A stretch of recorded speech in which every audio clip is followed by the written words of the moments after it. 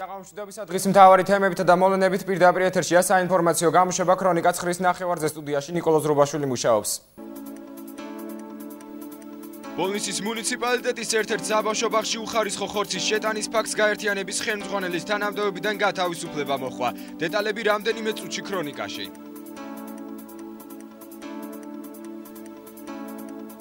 რუსთავის ნომერ 6-ზე სასჯელ ასრულების დაწესებულების თანამშრომლები სამსახურიდან დათხოვნის ფაქტს აპროტესტებენ. დაწესებულების ხელმძღვანელობის გადაწყვეტილებით 88 თანამშრომელს უფლება მოცილება დროებით შეუჩერდა. ბოლნისის მუნიციპალიტეტის ერთ-ერთ საბავშვო ბაღში უხარისხო ხორცის შეტანის ფაქტს გაერთიანების ხელმძღვანელის თანამდებობიდან გათავისუფლება მოხდა.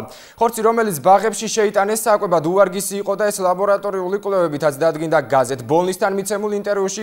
გამგებლის მოადგილე აცხადებს, რომ დამახასიათებელი ნიშნებიდან გამომდინარე ხორცი ცხენის ან ვირის არის.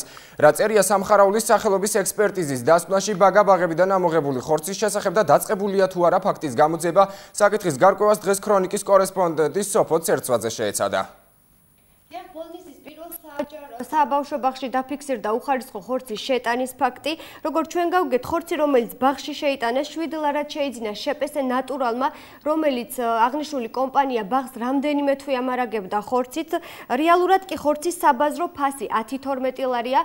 როგორც ბოლნისის გამგებლის მოადგილე ერთ-ერთ გაზეთისთვის მიცემულ ინტერვიუში აცხადებს, შესაძლოა ხორცი, რომელიც ბოლნისის პირველ საბავშვო ბაღში შეიტანეს, შესაძლოა ვირის ხორცი ყოფილიყოს.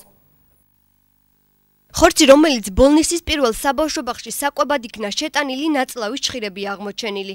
ის, რომ ხორცი საკვებად უვარგისი იყო, ეს სამხარაულის სახელობის სასამართლო ექსპერტიზის დასკვნაშია ნათქვამი.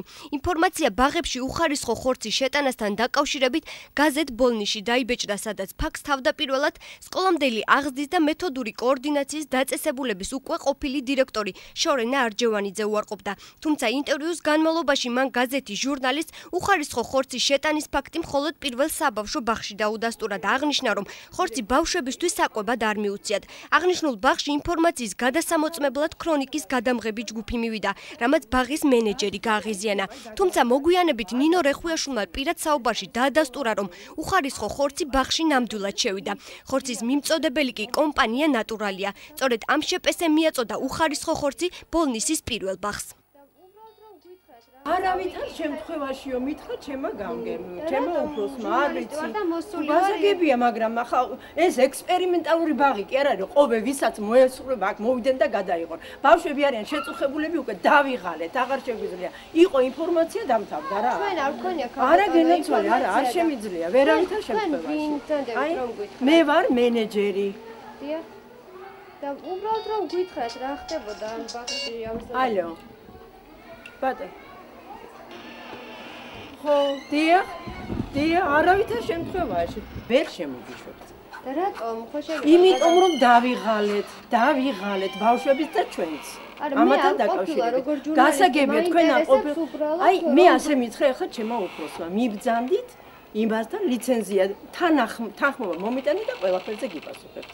მიბძანდით. ეხლა არაფერს არ გვეტყვით. ეხლა ვერაფერს ვერ გეტყვით. უბრალოდ თუ დაფიქსირდა თუ არა, ახლა ესეთი ის რომ შემოიტანეს, თქვათ, უარგისი ხორცი ბაღში. ეს გაზეთში ხო ეწერა. დიახ. ხო ეწერა. კომენტარი მინდა, ნამდვილად ასე იყო. ნამდვილად იყო, უარგისი როგორ ეხლა ვიზუალური დათვალიერებით, თორე შიგნი რა ჭირი იყო და რა იყო, შიგნი ნამდვილად არ ვიცით, მაგრამ ვიზუალური დათვალიერებით არ შეეფერებოდა სტანდარტებს. როგორც ადრე ვიღებდი ხორცს, ისე არ იყო. ამიტომ რომ გამიჩნდა ეჭვი, მე ბავშვები აქ არ ამყავს იმისათვის, რომ აქ დავწამლო და იმას. ამიტომ დავრეკე მე სათანადო ინსტანციებში მოვიდნენ და მიიღეს სათანადო რეაგირება მოყვა ყველაფერს. თქვენ როგორც კი შენიშნეთ ესე იმ წუთში გავაკეთე რეაგირება. როგორც კი შევნიშნე, რომ არ მომეწ მზარეულმა უბრალოდ. იმიტომ რომ მზარეულს არ შეხება ამ ყველაფერთან და როგორც კი მზარეულმა ჩამაყენა საქმის კურსში, იმ წუთში რეაგირება მოახდინა. რომელი შეპესე იყო ეს ვისაც შემოყოლდა ეს ხორცი? ნატურალი. შეპესე ნატურალი. შეპესე ნატურალი. ბოლნისის მუნიციპალიტეტის გამგებლის მოვალეობის შემსრულებელი ქრონიკასთან საუბრისას აცხადებს, რომ საქმე გამოსაძიებლად პროკურატურას უკვე გადაეცა. რაც შეეხება შეპესეს ადგილობრივმა ხელმძღვანელობამ კომპანიასთან ხელშეკრულება უკვე გაწყვიტა. საკრებულოს თავმჯდომარის განცხადებით გამგეობაში შესაბამისი კომისია შეიქმნა, რომელიც ამიერიდან ბაღებში საკვები პროდუქტების შეტანას მკაცრად გააკონტროლებს. საქმე პროკურატურასაა გადაცემული. ჩვენ პირველ ეტაპზე დავაბრუნეთ ეს ხორცი, უბრალოდ ბაღის ხელმძღვანელობამ დააბრუნა ხორცი. უკან, მაგრამ ამან როგორც ჩანს არ გამოიღო შედეგი, იყო მეორე ცდელობა ისევე უვარგისი ხორცის შემოტანის. ჩვენ იძულებული ვიყავით ამოგვეღო ეს ხორცი და გადაგვეცა ექსპერტიზას. ექსპერტიზა მოგცა დასკვნა, რომლის მიხედვითაც აღმოჩნდა ხორცის საკვებად უვარგისი. ის პირები, ვინც პასუხისგებლები არიან ამაზე კონტროლზე, უნდა განთავისუფლდნენ როგორც მინიმუმ დაკავებული თანამდებობებიდან და დანარჩენს იმსჯელებს უკვე სათანადო ორგანოები თუ ვისა პასუხისგებლობა ეკისრება. შექმნილია კომისია, გამგებლის მოადგილე დათო ჩართულიანი ხელმძღვანელობს და შეიქმნა კონკრეტულ ფაქტზე, მაგრამ ჩვენ გადაწყვეტილი ვიყავით ეს კომისია, ამ კომისიამ გააგრძელოს მუშაობა და არსებობდეს ყოველთვის რომ ესე სისტემატურად ხდებოდეს აღნიშნულ ბაღებში, სხვადასხვა ბაღებში ამ სხვადასხვა პროდუქტის შემოწმება და მისი ვარგისიანობის დადგენა. ბაღების გაერთიანების ხელმძღვანელი შორენ არჯევანიძე ფაქტის დამალვის გამო სამსახურიდან უკვე გაათავისუფლეს. რა მიზეზით დამალა მან უხარისხო ხორცის ბაღებში შეტანის ფაქტი, რომელიც ბავშვებში გონების შეზღუდვას იწევს, პროკურატურა საკითხს უკვე სწავლობს. გამოძიების შემდეგ არ არის გამორიცხული არაერთი პიროვნების პასუხისგებლობის საკითხიც დადგეს. რაც შეეხება შპს ნატურალის საქმიანობას, შესაბამისი სამსახური მათ საქმიანობას ფაქტის გამოაშკარავების დღიდან იძიებს. რუსთავის ნომერ მე-16 საჯარო აღსრულების დაწესებულების თანამშრომლები სამსახურიდან დათხოვის ფაქტს აპროტესტებენ. დაწესებულების ხელმძღვანელობის გადაწყვეტილებით 88 თანამშრომელს უფლება-მოსილება დროებით შეუჩერდა. სამსახურიდან გათავისუფლებული 5 თანამშრომელი გუშინ გვიან-ღამით დეპარტამენტის თავმჯდომარის პირველ მოადგილეს შეხვდნენ და მისგან სამსახურში ჩვეულ რეჟიმში მუშაობის პირობა მიიღეს, თუმცა დღეს დილით ისინი დაწესებულებაში დაცვამ არ შეუშვა. აქციის მონაწილეები მოსალოდნელ პროვოკაციებზე საუბრობენ და მინისტრ სოზარ სუბართან შეხვედრას ითხოვენ. დღესვე საინფორმაციო სააგენტოებმა საჯარო აღსრულების სამინისტროს საზოგადოებასთან ურთიერთობის სამსახურის ხელმძღვანელის კომენტარი გაავრცელეს, სადაც ნათქვამია, რომ მე-16 საჯარო აღსრულების დაწესებულების დემონტაჟის გამო იქ მომუშავე თანამშრომლები სხვა დაწესებულებების კადრების განყოფილებებში გადანაწილდებიან. ვიღაცამ გაქვთ ეს პასუხი, რასთან დაკავშირებით აღარ ვასრულებს ჩვენ სამსახურო მოვალეობას და რატომ ჩაანაცვლეს მე-16 დაწესებულების თანამშრომლები მე-12 დაწესებულების თანამშრომლებით. აი ეს არის ჩვენი ძირითადი გასაჭირი, ანუ ამ ეტაპზე. რომ ვართ გაურკვევლობაში საერთოდ. ერთი სიტყვით გვეუბნებია, რომ ჩვენ სამსახურო მოვალეობას ვასრულებთ ჩვეულებრივად, ხელფას ვიღებთ ჩვეულებრივად. ესე იგი, დაწესებულება მიდის სარემონტო სამუშაოებზე და გარკვეული დროის შემდეგ დაუბრუნდებით სამსახურში, მაგრამ როცა დარჩენილია ციხეში პატრონების გარკვეული რაოდენობა, რატომ ხდება ჩვენი ჩანაცვლება იმათ? თუ ეს სიმართლე შეესაბამება, მაშინ რატო ხდება ჩანაცვლება? ხო, ეს ლოგიკური კითხვაა და ყველა ჩვენთან გასაწუხებს დღესდღეობით.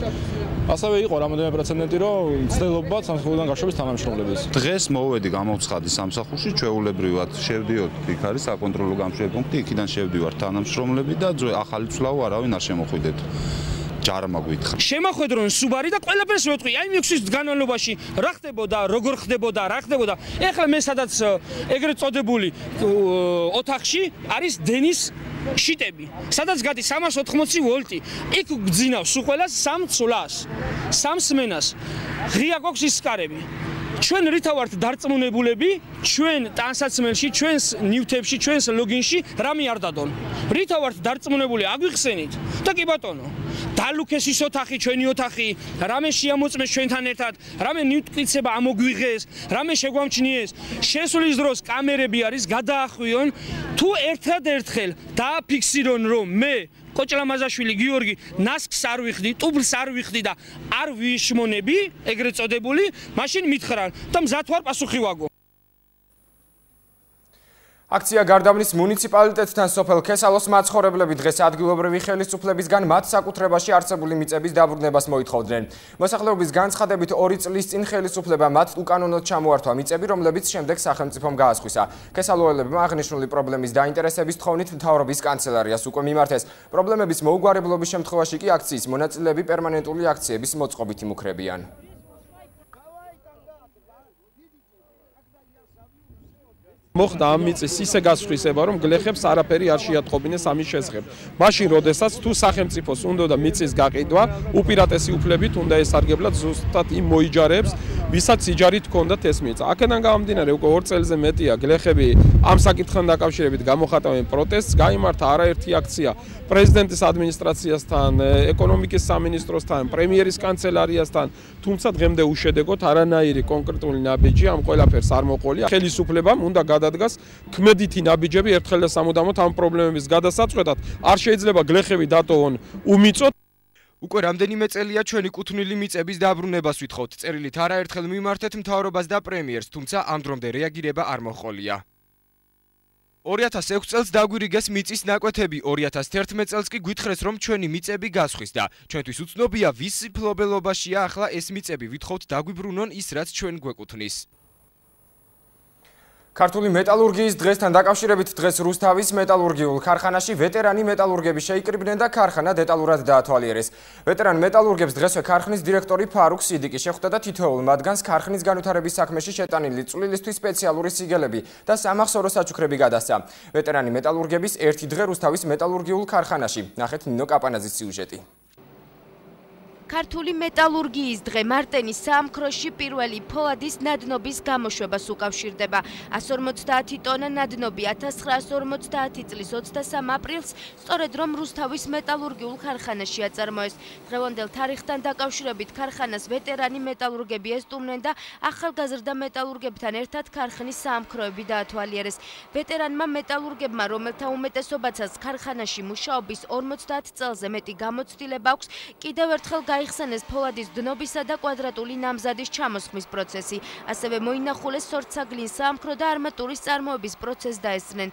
განსაკუთრებული მოლოდინი იყო ქარხნის მილსაგლინავ საამქროში ვეტერანი მეტალურგების სტუმრობისას, რადგან მრავალწლიანი გაჩერების შემდეგ შესაძლებელი გახდა ქარხნის მთავარი მამოძრავებელი საამქროს ამუშავება და უნაკერო მილების წარმოება. მეტალურგებმა დღეს კიდევ ერთხელ გაიხსენეს რუსთავის ქარხანაში მრავალწლიანი მუშაობის პერიოდი. მე მუშაობდი აქ სამმართველოში 62 წლიდან. აი აქა ჩემი ყოფილი კაბინეტი. რასაც ხედავთ თქვენ ახლა მშენებელი ინჟინერი. ჩემი ხელით არ გაკეთებული ყველაფერი აქ. და ეს ყველაფერი გამახსენა ჩემი ახალგაზრდობა დღევანდელმა დღეს. ძალიან დიდი მადლობა მთავრობისაც, ადგილობრივ მთავრობისაც, თვით ამ ქარხნის მთავრობისაც, ვისაც გავახსენდით ეს მიტოვებული და დავიწყებული ხალხი. ყველაფერი გავაგვიხსენდა ჩვენი ახალგაზრდობის ნაშრომი 1954 წლიდან მობილიზებული მუშავა არის. მობილიზებული მუშავა 1954 წლიდან. მაშინ გერმანიასთან ომი იყო. ომი იყო გერმანიასთან. დღევანდელი დღე ძალიან სასიხარულია ჩვენთვის. ქარხნის საამქროების მონახულების შემდეგ ვეტერან მეტალურგებს რუსთავის ფოლადის დირექტორი ფარუქ სიდიკი შეხვდა და თითოეული ვეტერანი ქარხნის განვითარების საქმეში შეტანილი წვლილისთვის სპეციალური სიგელებით და სამახსოვრო საჩუქრებით დააჯილდოვა. დღეს 63 წელი გავიდა მას შემდეგ, რაც ქარხანაში პირველი ნაწარმი ჩამოასხეს. სწორედ ამ თარიღის აღსანიშნავად დავპატიჟეთ ჩვენი პენსიონერი თანამშრომლები. ჩვენ მათ სპეციალური სიგელები და საჩუქრები გადავეცით. ჩვენმა ქარხანამ ბოლო წლებში წარმოება გააორმაგა. ჩვენ წელიწადში 250.000 ტონა მეტალს ვადნობთ და ვაპირებთ, რომ ეს რიცხვი გავაორმაგოთ. დიდი გეგმები გვაქვს, რასაც 2014 წლამდე განვახორციელებთ. აღსანიშნავია, რომ შარშან ქარხანამ 8000 ტონა მილი აწარმოა. წელს კი 40000 უნაკერო მილის წარმოებაა დაგეგმილი. დღემდე მილსაგლინავის საამქროს მოდერნიზაციაში 2 მილიონი ამერიკული დოლარი ჩაიდო. უახლოეს მომავალში კი დაგეგმილია 10 მილიონი ამერიკული დოლარის ინვესტიციის განხორციელება, რასაც რუსთავის მეტალურგიული ქარხნის ხელმძღვანელობა დიდ წარმატებად მიიჩნევს. დღეს წითელი ხიდის საბაჟო გამშვებ პუნქტს გერმანიის, შვედეთის, ამერიკისა და ევროპის სხვა ქვეყნების დელეგატები სტუმრობდნენ. სტუმრებმა წითელი ხიდის საბაჟო გამშვები პუნქტის ინფრასტრუქტურა დაათვალიერეს და საბაჟო პროცედურებს ადგილზე გაეცნენ. ისინი ასევე დაინტერესდნენ აზერბაიჯანის რესპუბლიკასთან ტვირთ ბრუნვის მოცულობითა და ამ მიმართულებით თანამშრომლობის სამომავლო პერსპექტივით.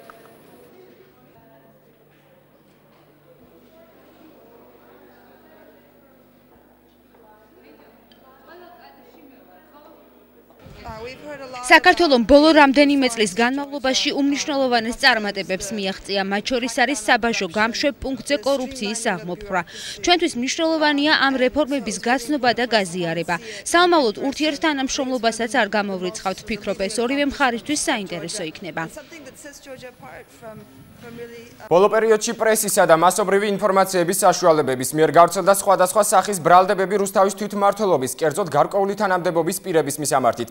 პრესაში აღნიშნული ინფორმაციის გავრცელებას წინ უძღოდა ყოფილი პოლიტპატიმრის სამოქალაქო ჩართულობის ცენტრის ერთ-ერთი თანამშრომლის მიერ ჯერ პრაიმ ტაიმის პრეს-კლუბში, მოგვიანებით კი რუსთავში გაკეთებული განცხადება, სადაც ის პირდაპირ ბრალს დებს ქალაქის თვითმმართველობას რუსთავ-თბილისის სამგზავრო გადაზიდვებზე შესყიდვების შესახებ კანონის უხეშ დარღვევაში და მათ პირად ფინანსურ დაინტერესებაში ადანაშაულებს. რუსთავის თვითმმართველობა ყოველივე ამას თვითმმართველობაზე ზეწოლად აფასებს და სპეციალურ განცხადებას ავრცელებს. საქართველოს კანონში საავტომობილო ტრანსპორტის შესახებ პირდაპირ არის მითითებული, რომ ადგილობრივი გადამზიდავების გამოვლენა ხდება არა ტენდერის, არამედ კონკურსის მეშვეობით. ანუ ამ საკითხს არეგულირებს არა კანონის შესყიდვების შესახებ, რომლის უხეშ დარღვევაშიც ადანაშაულებს თვითმმართველობას სამოქალაქო ჩართულობის ცენტრი, არამედ კანონი ლიცენზიების და ნებართვების გაცემის შესახებ, რომლის არც ერთი პუნქტიც არ დარღვეულა. საქართველოს კანონში საავტომობილო ტრანსპორტის შესახებ წერია, რომ რუსთავ-თბილისის მარშრუტზე ადგილობრივ საქალაქო რეგულარულ სამგზავრო გადაყვანაზე ნებართვას კანონით დადგენილი წესით გასცემს თვითმმართველი ქალაქის რუსთავის უფლებამოსილი ორგანო, ხოლო კანონში ლიცენზიებისა და ნებართვების შესახებ ვკითხულობთ, რომ ადგილობრივი საქალაქო რეგულარული სამგზავრო გადაყვანის ნებართვას კონკურსის წესით გასცემს ადგილობრივი თვითმმართველობის ორგანო. აქედან გამომდინარე რუსთავის თვითმმართველობის წინააღმდეგ წაყენებული ბრალდება, რომ მან დაარღვია საქართველოს კანონის შესყიდვების შესახებ, არის აბსურდული და მხოლოდ ამ ბრალდების ავტორთა არაკომპეტენტურობაზე და საქართველოს მოქმედი კანონის არცოდნაზე მეტყველებს. მეორე ბრალდება, რომელიც რუსთავის თვითმმართველობას სამოქალაქო ჩართულობის ცენტრმა წაუყენა, მდგომარეობდა იმაში, რომ ქალაქის თვითმმართველობამ თბილის რუსთავის სამგზავრო გადამზიდავებზე კონკურსი გასულ წელსაც დარღვევები ჩაატარა, რაც იმაში გამოიხატებოდა, რომ სატრანსპორტო კომპანია ლაშარელა 2009-ს არ მისცა კონკურსში მონაწილეობის უფლება. სრული პასუხისმგებლობით ვაცხადებთ, რომ ეს არის ცილისწამება, რადგან აღნიშნულ კომპანიას შარშანდელ კონკურსში მონაწილეობაზე არც ქალაქის თვითმმართველობაში, არც საკონკურსო კომისიაში განაცხადი არ შემოუტანია. შესაბამისად, ის კონკურსში მონაწილეობას ვერ მიიღებდა. რაც შეეხება მესამე ბრალდებას იმის თაობაზე, რომ ქალაქის თვითმმართველობა პირადი ინტერესების საფუძველზე აჭიანურებს წლევანდელი კონკურსის გამოცხადებას, თბილის რუსთავის სამგზავრო გადამზიდავებზე გვინდა აღვნიშნოთ, რომ კონკურსის გამოცხადების გადავადება მოხდა საქართველოს ტრანსპორტისა და გზების მუშაკთა პროფესიული კავშირის მიერ ქალაქის თვითმმართველობაში მიმდინარე წლის 21 იანვარს შემოტანილი და აღნიშნულ მარშრუტზე მომუშავე მძღოლების კოლექტიური წერილების გათვალისწინებით, სადაც პროფკავშირები თვითმმართველობისგან კონკურსის ვადის 1 წლით, მძღოლები კი 5 წლით გადაწევას ითხოვდნენ. ამ შემთხვევაში ქალაქის თვითმმართველობამ გაითვალისწინა როგორც პროფკავშირების, ისე მძღოლების თხოვნა. რაც შეეხება კონკურსის ვადის გადაწევას, ამის უფლებას რუსთავის თვითმმართველობას აძლევს საქართველოს კანონი ლიცენზიებისა და ნებართვების შესახებ, სადაც წერია, რომ ნებართვის გამცემი კანონით დადგენილ შემთხვევაში და დადგენილი წესით გასცემს ნებართვას, შეაქვს მასში ცვლილება ან აუქმებს მას. ამ შემთხვევაში თვითმმართველი ქალაქი რუსთავის საკრებულომ კანონით დადგენილი წესით შეიტანა ცვლილება, ანუ კონკურსში გამარჯვებულისთვის გაცემული ნებართვის ვადა გადაწია მომდევნო კონკურსის შედეგების ძალაში შესვლამდე. ამის შემდეგ კი საკრებულოს თავმჯდომარის კახა გურგენიძის ბრძანების საფუძველზე შეიქმნა საკონკურსო კომისია 12 წევრის შემადგენლობით. აღნიშნული კომისია ასრულებს დაკისრებულ ფუნქციას და მათ მიერ გაწეული მუშაობის შედეგები გასაჯაროვდება კანონით დადგენილი წესით. რუსთავის თვითმმართველობა ყველა იმ განცხადებას, რომელიც სამოქალაქო ჩართულობის ცენტრის თანამშრომლის მხრიდან გაკეთდა, თვითმმართველობის მისამართით აფასებს როგორც ცილისწამებას და მიზანმიმართულ კამპანიას, რომელიც ქალაქის თვითმმართველობის დისკრედიტაციას ისახავდა მიზნად. ამას გარდა ჩნდება ეჭვი, რომ აღნიშნული კამპანია გარკვეული პირებისა და საკითხით კერძო დაინტერესებას ეხება. რაც შეეხება თვითმმართველობის მისამართით წაყენებულ ყველაზე შეურაცხმყოფელ ბრალდებას, სადაც ლაპარაკი იყო რუსთავის თვითმმართველობის თანამდებობის პირების პირად ფინანსურ დაინტერესებაზე ტრანსპორტის სფეროში, მიმდინარეობს კონსულტაციები იურისტთა ჯგუფთან. ცილისწამებაზე რეაგირება მოხდება კანონით დადგენილი წესით. თვითმმართველი ქალაქი რუსთავის მერია მიმართავს ამ თემით დაინტერესებულ ყველა არასამთავრობო ორგანიზაციას და აცხადებს, რომ რუსთავის თვითმმართველობა მზად არის ზემოთ აღნიშნული საკითხის საჯარო და გამჭვირვალე განხილვისთვის. შეგახსენებთ აღნიშნული განცხადება ქვემო ქართლის ტელეკომპანიას რუსთავის პრესა ამსახურმა მოაწოდა. ფესტივალი არის გახსნა კულტურის სახლში. ფესტივალმა, რომელიც წლების განმავლობაში წარმატებულად ხორციელდებოდა, დღეს კულტურის სახლში სტარტი აიღო. მასში რუსთავის სხვადასხვა სკოლის მოსწავლეები იღებდნენ მონაწილეობას, რომელთა გამოსვლებსაც კომპეტენტური ჟიური შეაფასებს. ფესტივალი საბიბლიოთეკო გაერთიანების ინიციატივით ხორციელდება და მასში გამარჯვებულთა ვინაობა მაისის თვეში გახდება ცნობილი.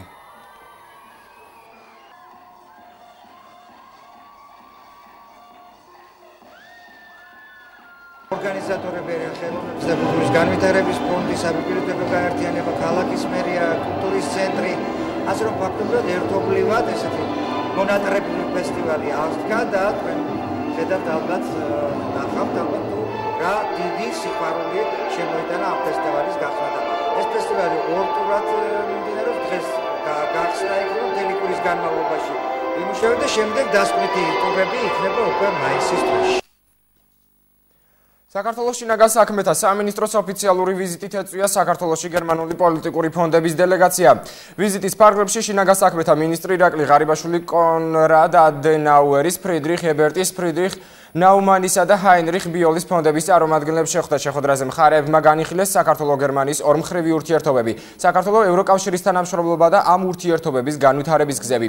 ასევე განიხილეს საქართველოს შინაგან საქმეთა სამინისტროში მიმდინარე მნიშვნელოვანი რეფორმები და დაგეგმილი ღონისძიებები. რაც შეეხება სპორტის სიახლეებს, რუსთავის მეტალურგმა თბილისის დინამო დაამარცხა დავით ყიფიანის სახელობის თასის გათამაშების ნახევარფინალური ეტაპის მატჩში. რუსთაველმა ფეხბურთელებმა ქვეყნის ყველაზე ტიტულოვან კლუბს 2-1 ძლიეს. უფრო დეტალურად თამაშის მიმდინარეობა ნახეთ ჩვენს სიუჟეტში.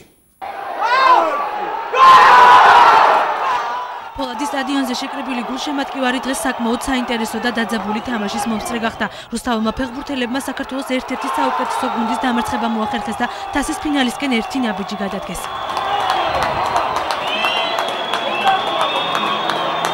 რუსთავის მეტალურგისა და თბილისის დინამოს დაპირისპირება სტუმართა უპირატესობით დაიწყო. ქვეყნის ყველაზე ტიტულოვანი კლუბი 22 წუთზე ჯაბა დვალმა დააწინაურა. გოლის გაშვების შემდეგ მასპინძლები გააქტიურდნენ, თუმცა პირველ ტაიმში გათანაბრება ვერ მოახერხეს და ნახევარი დინამოს გამარჯვებით 0-1 დასრულდა.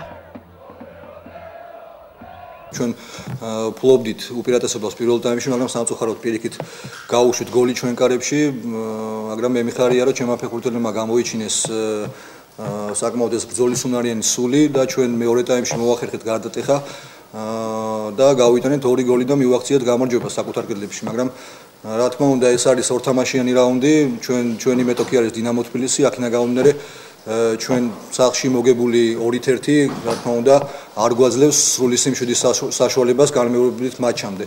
მაგრამ ჩვენ შევეცდებით რომ გავაკეთოთ მაქსიმალური კონცენტრაცია, ჩვენ შევეცდებით რომ ზუსტად 8 მაისს როცა გაიმართება განმეორებითი მატჩი, ჩვენ მზადყოფნაში შევხვდეთ და ყველაფერი გავაკეთოთ იმისათვის რომ გადავლახოთ ეს ბარიერი და გავიდეთ ფინალში. ძალიან რთული თამაში იყო, მეტოქე გუნდის ფეხბურთელებს დღეს უფრო მეტი შესაძლებლობები ჰქონდათ. ჩვენ ძალიან რთულ რეჟიმში გვიწევს თამაშების ჩატარება გუნდი როგორც თასზე, ასევე საქართველოს პირველობაზე ასპარეზობს და მიზნად ორივე ჩემპიონატის მოგება გვაქვს დასახული. აქედან გამომდინარე 2-1 არ შეიძლება რომ ითქვას კარგი შედეგია, თუმცა ძალიან მნიშვნელოვანია რომ მეტოქის მოედანზე გოლის გატანა მოახერხეთ. მეორე ნახევარში რუსთაველები უპირატესობას დაეუფლნენ, რასაც შედეგი 77 წუთზე მოყვა. შეცვლაზე შესულმა რომან ახალკაცმა ანგარიში გაათანაბრა და რუსთაველებს მოგების იმედიც გაუჩნდათ. მეტალურგმა შეტევას მოუმატა და მატჩის დასრულებამდე 10 წუთით ადრე დავით საჯაიამ გამარჯვების გოლი გაიტანა. მიხარია რომ პირველ რიგში მოვიგეთ თამაში, ვფიქრობ რომ დასახურებულად მოვიგეთ. ორმაგად სასიხარულოა ის ფაქტი რომ გადამწყვეტი გოლი შევაგდენ, მაგრამ ამით არ არის ყველაფერი დასრულებული, რადგან განმეორებით თამაში გვერდის დინამოსთან და ორმაგად მოტივირებული უნდა გავიდეთ დინამოს სტადიონზე. ვფიქრობ რომ შემდეგი ეტაპზე გასვლის რეალური შანსი გვაქვს და იმედია ფინალში გავალთ დამსახურებულად. საქართველოს თასის ნახევარფინალური ეტაპის განმეორებითი შეხვედრა მეტალურგსა და დინამოს შორის 8 მაისს დინამო არენაზე შედგება. რუსთავის საკალათბურთო გუნდი კი ხვალ პლეი-ოფის პირველ შეხვედრას გამართავს. რუსთაველი კალათბურთელები ქუთაის გუნდს უმასპინძლებენ. თამაში ქიმიკოსთა სპორტულ კომპლექსში 18 საათზე დაიწყება. შეხვედრას რუსთაველები სრულ მზადყოფნაში ხვდებიან. პლეი-ოფის თამაშისთვის ისინი მთელი კვირის განმავლობაში სრული დატვირთით ემზადებოდნენ. შეგახსენებთ, რომ მეოთხედფინალური სერია 2 მოგებამდე გრძელდება. რუსთავსა და ქუთაის შორის განმეორებითი შეხვედრა ქუთაისში უკვე 26 აპრილს შედგება. საჭიროების შემთხვევაში კი მესამე მატჩი რუსთავში 28 აპრილს 18 საათზე ჩატარდება. პლეიოფებს სხვა დატვირთვა აქვს, მეტად პრინციპული მეტოქო იყავს ქუთაისის სახით. დაძაბული თამაში იქნება. ჩვენ ვეცდებით, რომ პირველ რიგში საკუთარი კედლები გამოვიყენოთ. ჩვენ სასარგებლოდ დავამთავროთ პირველი შეხვედრა და რა ვიცი, 1-0-ით დავწინაურდეთ. რაც შეეხება ქუთაისის თამაშს, ჯერ პირველ რიგში რუსთავში გვაქვს მოსაგები, პირველ რიგში ხვალინდელი თამაშზე მეტი დატვირთვა იქნება ყველა მოთამაშეს. ყველა მზად უნდა იყოს ხვალინდელი თამაშისთვის. რა ვეცდებით, რომ წარმატებით ვიასპარეზოთ. პლეიოფის პირველი თამაში არის. ძალიან რთული თამაში იქნება, იმიტომ რომ ქუთაისი ძალიან ძლიერი მეტოქე არის. მე ვფიქრობ, რომ შანსები თანაბარი გვაქვს, როგორც ჩვენ ასევე ქუთაისს. და ვიმედოვნებ, რომ ძალიან კარგი თამაში იქნება და ჩვენ სასიკეთო დამთავრდება ეს თამაში ხვალ, რადგან მოვიდნენ უპირატესობა ჩვენ გვაქვს ამ ეტაპზე და ვეცდებით ყველანაირად, რომ ეს შანსი არ გავუშვათ ხელზე. და ისევ საქართველოს და ამინდის პროგნოზის სინოპტიკოსების ცნობით ქვეყნის დასავლეთ ნაწილში კვლავ მოღრუბლულობა და ნალექია მოსალოდნელი. გამოიდარებს აღმოსავლეთ საქართველოში მზიანი ამინდის შენარჩუნდება ქვემო ქართლშიც, იქროლებს ჩრდილო-დასავლეთის ქარი 20-25 მეტრი წამში. აერის ტემპერატურა იქნება. წალკაში დღისით 11 ღამით +1 გრადუსი, სიტყვა თეთრიწყაროში დღისით 14 ღამით +1 გრადუსი. გუმანიში ნავარაუდევია დღისით 11 ღამით -4 გრადუსი, ყინვა ბოლნისში დღისით +18 ღამით +2 გრადუსი, სიტყვა მარნეულში დღისით 19 ღამით +4 გრადუსი. თბილისში ნავარაუდევია დღისით 19 ღამით +4 გრადუსი, სიტყვა გარდაბაში დღისით 20 ღამით +8, ხოლო რუსთავში ნავარაუდევია დღისით +20 გრადუსი, ღამით +5 გრადუსი, სიტყვა.